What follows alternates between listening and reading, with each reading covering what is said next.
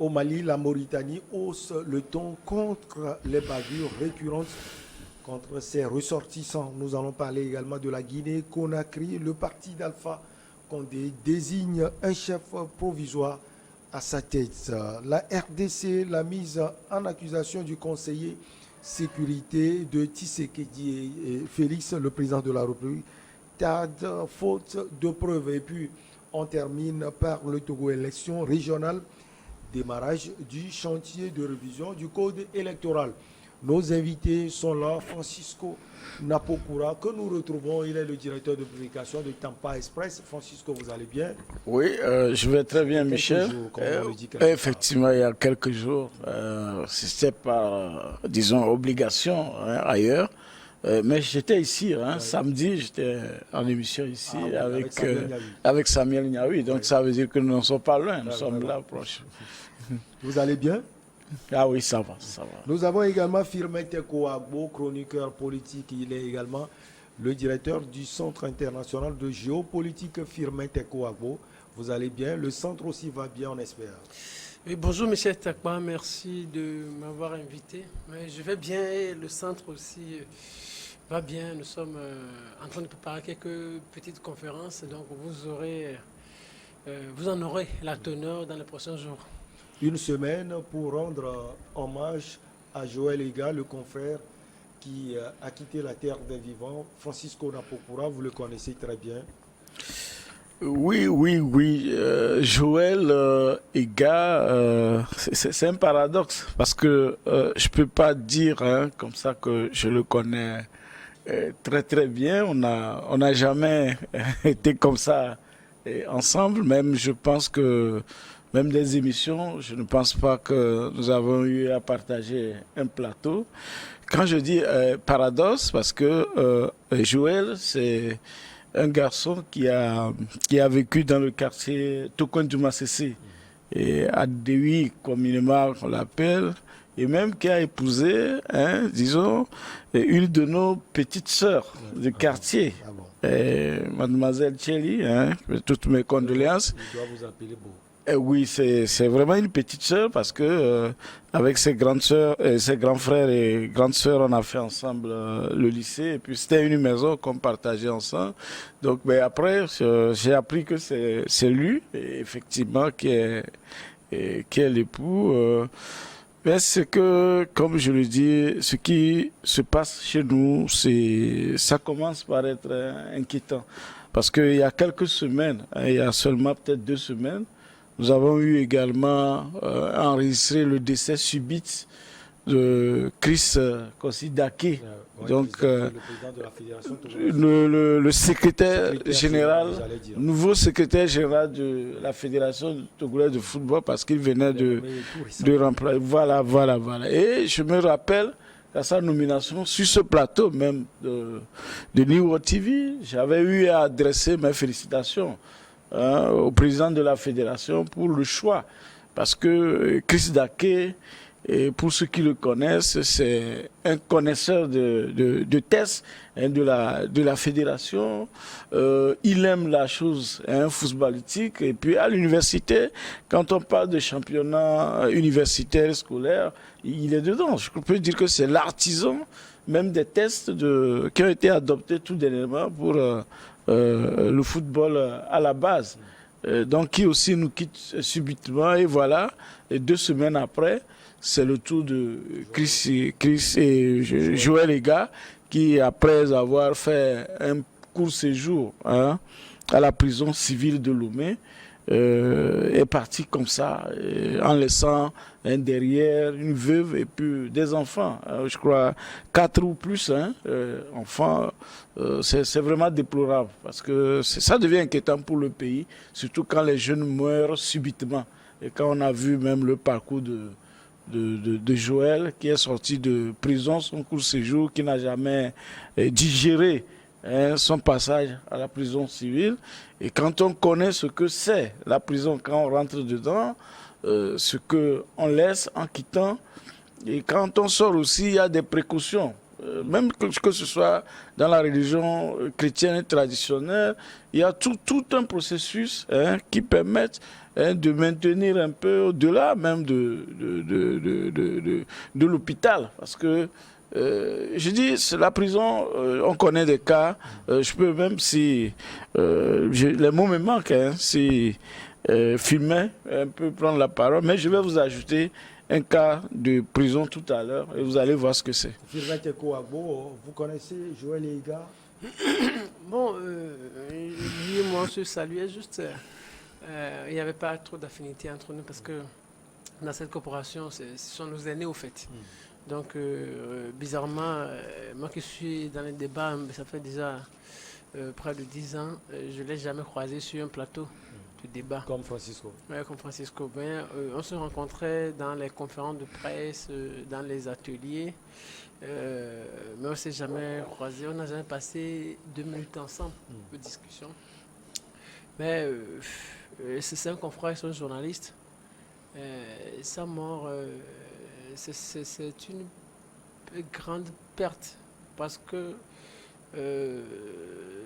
non seulement il est jeune, mais aussi il est papa, père de famille. C'est quelque chose au fait que la République est en train de perdre. Ça veut dire dans cette République on a une nouvelle veuve et on a de nouveaux orphelins. C'est quelque chose de lourd. Et aussi dans la presse, aussi son journal peut-être va difficilement résister. Étant donné que c'est lui-même qui était le patron, il gérait tout seul. Aussi, est-ce qu'il y a la question qu'on peut se poser fondamentalement, est-ce qu'il a assez de collaborateurs qui pourraient continuer l'œuvre qu'il a laissée ou qu'il a commencé et qu'il a laissé aujourd'hui. C'est grand ce que nous venons de connaître. La presse togolaise, depuis un moment, enregistre assez de décès. C'est pas trop bon. C'est pas trop cool pour notre pays. On se demande ce qu'il y a. Surtout ces 5 dernières années, assez de journalistes sont partis comme cela. Donc je pense qu'on doit se poser un certain nombre de questions. Qu'est-ce qui se passe? Où ce sont les conditions dans lesquelles les journalistes togolais travaillent, qui engendrent tout ça. Bien sûr, les gens, on peut essayer de mettre un petit lien entre la prison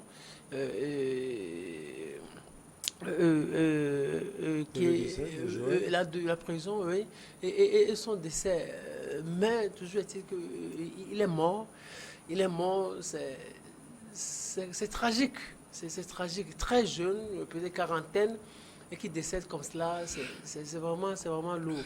Il faudrait que les plus hautes autorités de ce pays pensent peut-être plus à améliorer les conditions des journalistes pour que les journalistes vivent de façon épanouie. Quoi qu'on dise, moi je disais quelque part hier que les journalistes, quoi qu'on puisse nous reprocher, nous constituons un moyen très important pour la vie publique, pour le développement. Les plus hautes autorités de ce pays ont besoin de nous pour construire ce pays sans la presse difficile. Je disais encore hier, j'ajoutais que si on passe 2 jours sans presse, sans émission, sans publication, sans journal, sans documentaire, sans rien, il sera difficile aux autorités de diriger.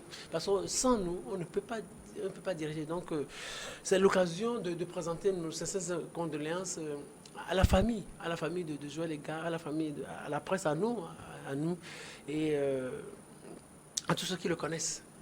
Voilà, non, c'est que, vous savez, la presse même, on fait trop peu pour nous, mais on fait beaucoup pour les autres. C'est ça même que le métier demande. Vous savez, quand il parlait tout à l'heure, oui, on peut associer la prison, oui. Mais la prison, quand on sort de prison, c'est tout un, comme je l'ai dit tout à l'heure, c'est tout un phénomène.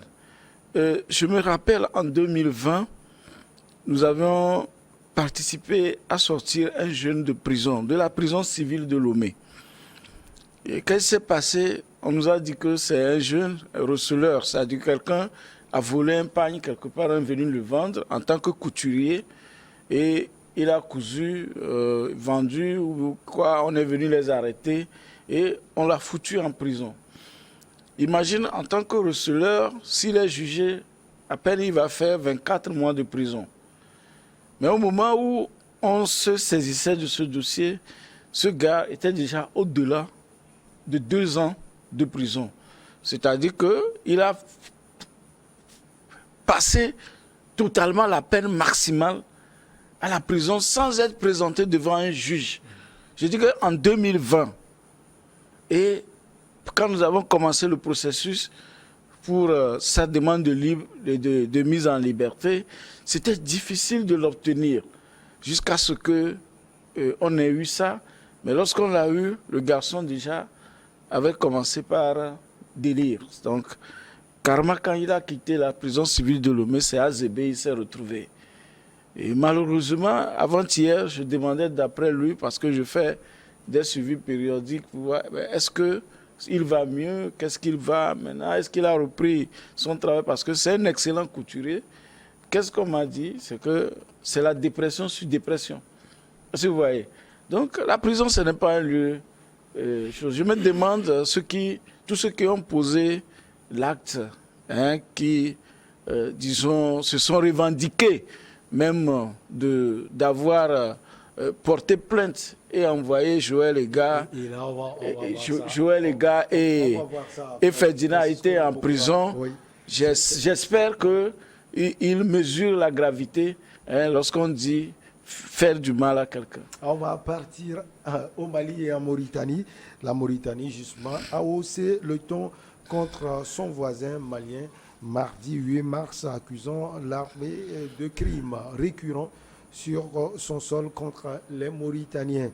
Le ministre mauritanien des Affaires étrangères a indiqué avoir convoqué l'ambassadeur du Mali, Mohamed Dibassi, et lui avoir signifié sa vive protestation contre les récents actes criminels récurrents commis, selon lui, par l'armée malienne.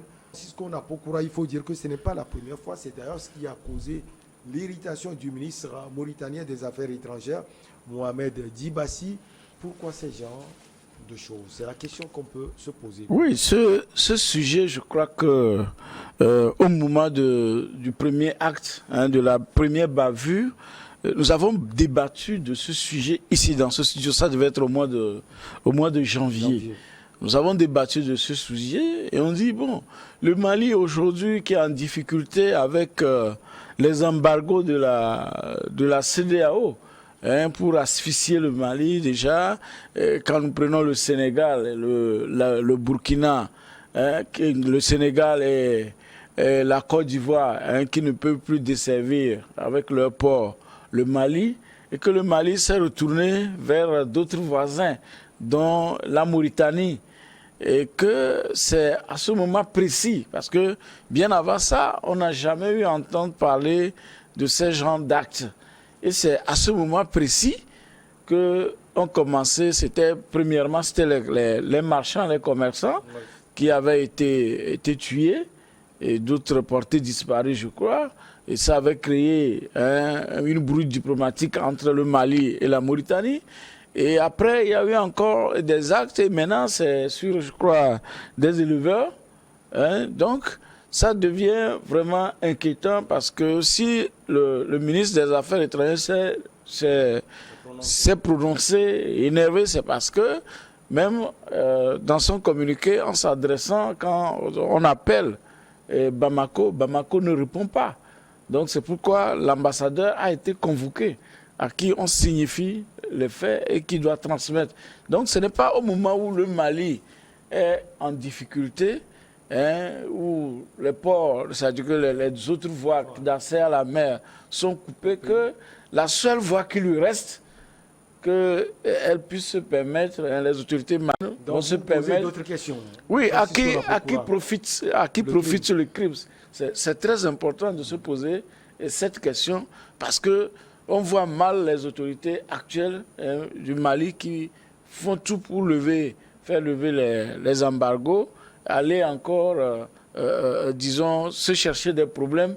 C'est souvent sur la frontière. Peut-être que ça ne concerne même pas les autorités. Ce sont des bavures, sans doute. Oui, mais ils doivent tout faire pour mettre la lumière sur cet événement. Ils ne décrochent pas. Et qu'on cherche. Oui, mais maintenant qu'on a touché l'ambassadeur, l'ambassadeur quand même est à même de contacter à tout moment ses supérieurs, ceux qui l'ont nommé, et que lumière soit faite, parce que ce n'est pas bien pour les relations d'abord entre les deux pays et pour l'image même des autorités maliennes. La pause et la suite après.